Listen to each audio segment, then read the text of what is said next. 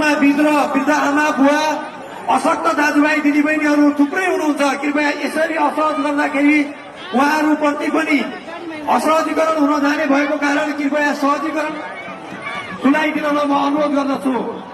यथा स्थानमा हामी संयम भएर सहजीकरणको बाटो खुलाइदिन म अनुरोध गर्दछु।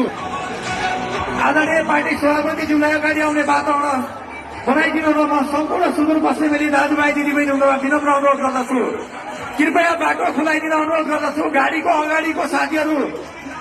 अगाडिको साथीहरूले बाटो खुलाइदिन अनुरोध गर्छु। गाडीको अगाडिपट्टि रहनुभएका साथीहरू कृपया बाटो खुलाइदिन अनुरोध गरे। पत्रकार मित्रहरू तपाईहरूले पनि सहजीकरण गरिदिन अनुरोध गरे।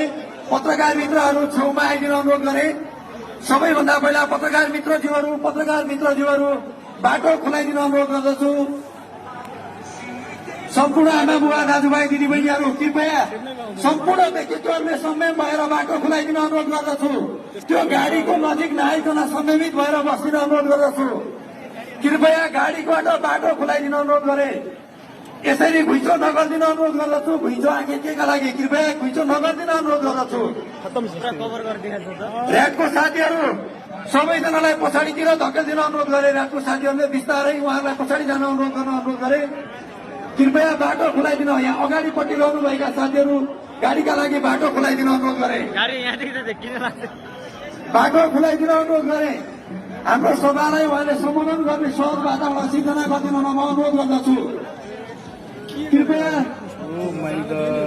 कृपया सहज वातावरण सिर्जना गरिदिन अनुरोध गर्दछु। यो मञ्चको अगाडिपट्टि रहनुभएका सबै व्यक्तिहरूलाई यताउता लागिदिन अनुरोध गरे।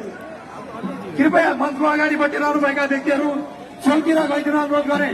मञ्चको अगाडिपट्टि रहनुभएका व्यक्तित्वहरू यतापट्टि भइदिन अनुरोध गरे।